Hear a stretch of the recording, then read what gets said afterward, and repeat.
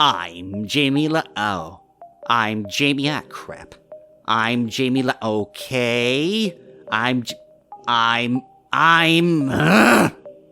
Jamie Latour, and here are some beginner's tips for Sifu. God, this game is hard! Sifu is not an easy game, which shouldn't be surprising considering that it's all about a young kung fu prodigy seeking revenge for their murdered father by fighting their way through an entire city filled with gang members en route to killing some very strong bosses. If you're unprepared for what Sifu is about to throw at you, you're gonna have a pretty bad time. That's why we have some tips and tricks to help you get through Sifu, and trust me, you're gonna need them.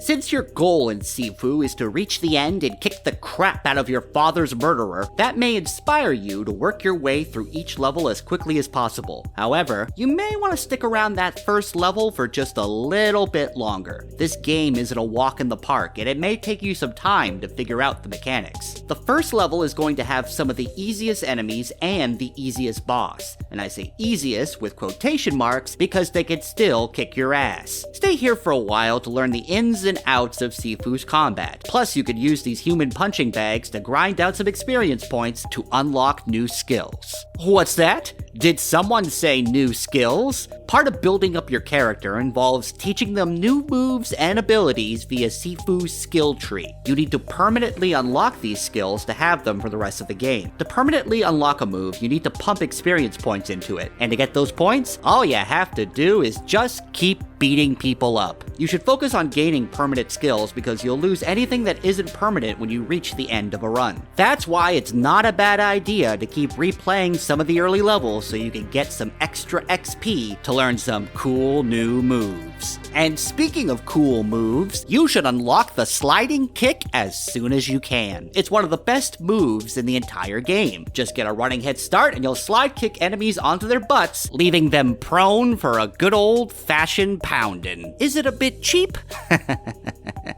Yeah, but it's effective and a whole lot of fun. It is a little expensive since it'll take a total of 7,500 XP to permanently unlock, but it's totally worth the grind. If there's one thing you're gonna do a whole lot of in Sifu, it's parrying. Much like Sekiro Shadows Die Twice, this game is all about tapping that block button in time with enemy attacks to prevent yourself from getting smacked in the face. But while it's incredibly cool to deflect attacks, don't neglect that dodge button. Dodging can be just as effective, if not more effective, than parrying at times. It can allow you to get out of situations where you're surrounded, reposition yourself for better combos, and is an essential mechanic for dealing with some of Sifu's unbelievably hard bosses. Not to mention the fact that if you parry too much, your structure bar will break, leaving you wide open to more enemy attacks. So while parrying is great and all, don't forget to dip, dive, and dodge when the opportunity arises. Finally, as you rearrange the faces of your enemies, you'll eventually get the chance to perform a takedown on them once you've completely broken their structure bar. This not only takes them out of the fight, but also gives you a bit of your health bar back. This makes takedowns seem pretty awesome, but they do have one major drawback. There will sometimes be enemies that will block your takedown attempt and become a rival. This means that they gain back all of their lost health and structure and become incredibly strong. So it might be a good idea to avoid using takedowns when facing off against multiple bad guys. It'll always be tempting to use takedowns on everyone, but be aware that some enemies won't go down without a fight. Hopefully, with these tips, you'll be able to become a kung fu master and get the vengeance that you seek. But when you really think about it, is revenge ever truly the answer? Of course it is! They killed your dad and stole a magic box. What are you gonna do, write them an angry letter?